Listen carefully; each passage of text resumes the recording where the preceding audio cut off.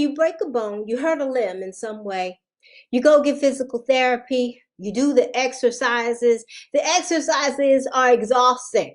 So, if you are a physical therapist or you've taken it, you know that on the days that you have to go do it, you are zonked. You're tired. It wears you out. And so you eventually you stop because you're better. In some way you believe that you're better. But after you stop the physical therapy, that's when you know whether or not you're better, or that's where you know where your weak points are. Because you'll be able to see what you really can't use that limb for anymore.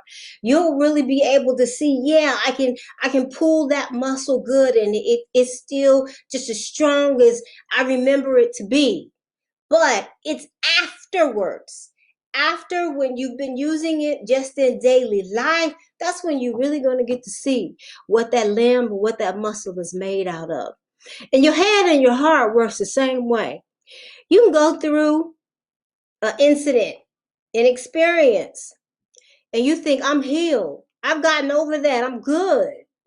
And you do all kinds of things. You do your meditation, you do your yoga, you're eating right, you go to therapy, you do your coaching, whatever it is that you do to get through it. And you decide, I'm good. I'm just feeling so much better. And I believe you. I believe that you have cleansed. But are you healed? Because you don't know until that limb or that muscle gets tested. And see, and we believe that because you feel better, that you're good. Oh, girl, you got over that. I know you're not even thinking about that situation anymore. You don't know until you've been triggered. And this is why getting into a relationship after one that is so toxic and so detrimental to your life in a negative way, and you get into one that is so the opposite, you'll struggle because healing signs ain't cute. I want to give you a couple. One of them is, the people who you used to listen to, you don't listen to them as much anymore. And I'm not talking about, someone at work. It's easy to say you don't care about what folks think when you don't really even care about those folks that much anyway. But let it be someone you used to confide in. Let it be someone that you love. Let it be someone that you trusted. Oh, that mood shows up totally differently now that you have to be in a position where you're listening to someone that you used to listen to and you really ain't trying to hear it no more. And to get to that point where you set up parameters where you're not even in that situation. That ain't easy to do. Another way to know you're healed is when you see happy folks and you don't complain and tell them to keep your happiness to yourself. Now, many of you don't go around telling other folks that. Most people don't anyway. But I see it all the time on social media. Keep your happiness to yourself. Don't tell anybody about all of your goodness. I agree with that to an extent. But I know I don't. I don't believe in keeping God's blessings a secret. His majesty is beautiful, and his goodness is even greater than we can imagine. And when I get a little spoonful of it every now and then, oh, trust and believe, someone is going to hear about it. And a healed person will hear about happiness and they will be happy to it. You will actually be happy to be witnessing someone else's blessings. You feel hopeful and you feel excited about it. You just a happiness cheerleader. And that's the way that you know you healed, and you're not walking around anymore telling folks to keep that goodness a secret. Trust and believe. I can't hold back God's grace and his majesty. I want to tell someone about it. I think that's also the goodness of being happy about your relationship with God. You share it. Another thing that you do is that you accept that everything and everybody won't be what you want it to be. It is disappointing to give folks a you and you don't get a you back. or you put in some efforts and you don't get the results that you want to come. Of course, yeah, who wants that? But a healed person gets to a place where what you get back doesn't matter so much to you anymore, because you gave what you chose to give and you were content with that. You made a conscious decision about what it was that you were willing to sacrifice, that you were willing to offer, that you were willing to share, that you were willing to love on. And if you get nothing back, you are good, because you did what you did for the sake of God and for your own soul, and you keep it moving. And if you don't get a you back, hey, so it's all right. I check it for what it is, but that wasn't my motivation to begin with. If I do, great.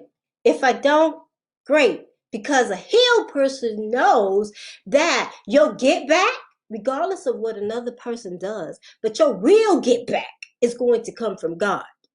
That's where healing comes in. All right, this is another one. I got two more for you. You feel like your life is full of things that are for you, and you don't make excuses. Let me give you an example of the small ways people make excuses. I sure want a cup of tea, but I don't feel like getting up, walking to the kitchen, waiting for the water to heat, then having to make it. I would like some fresh air, but I don't want to have to put on some clothes and go sit out there on the porch because this bed feels so good. I would like to do something creative today, but I'd have to go in there and I have to pull out the paint and I have to move that stuff up out of the way, or I have to get the sewing machine, or I got to go out there and try to find my tool kit. And you don't do all these things because you make excuses for being good to you. A healed person believes that doing all of these things, that they're worth it. It is worth it to get with something that I want for me. That walk to the kitchen is worth it to get me the tea that I want. Looking for my toolbox so I can go out here and play on this old car, it's worth it to me because of how I feel after I finish working on the car for the day. The end result is worth it. And a healed person doesn't deny themselves that. They believe that every step of the process is good for them. Why? Because they deserve all of that. That's what healed people do. Because I've seen plenty of healed people, or people who say they heal, rather, who do go through all the cleansing steps and will still deny themselves goodness in this life. Still won't do stuff for themselves. Still just doing for everyone else because I got to, because my family needs me, because we just stay so busy, because you still don't believe that you are worth and deserving of you putting in the effort for you. Healed people don't function like that. Now, someone who has gone through some cleansing might, but healed people don't. Now, one thing that I say so often, particularly if you work with me, you'll hear me say this a lot, is boundaries. Boundaries are loving. And healed people have boundaries, and they love their boundaries, and they know that boundaries are loving. Healed people know that boundaries are not a place where you just say no, where you say no, where you say no. Boundaries tell people that, yes, this is how you and I can have a good relationship. Yes, this is the way that you and I can interact with one another. Yes, this is the way that you're going to get the best parts of me. And healed people understand that boundaries open doors rather than shut things down, and they don't have a problem with opening the doors to allow the good to come in, because boundaries are loving. So I want you to really look at yourself and say, okay, I went through all of that cleansing. I went through all of those process to get those people, that toxicity, all that negativity out of my life. But did I heal? You can clean out your colon. Guess what? It's going to get backed up and dirty again. Why? Because you used it, and you have to go through that process again. And even after you even do something, as because you usually most people can think it can, when you think about it, as cleaning out your colon, they can have a context for it. But even if you clean out your colon, you have to do some things to maintain it. You have to keep it healthy. You may have to go back and do some of those same things to clean it out again. And I want you to be mindful that you will have to continually do those things that you did to feel healed, but now to live like you've been healed. It ain't the same thing. And are you doing it? Let me know what you think in the comments. And as always, you can find us at www.thatclaycouple.com.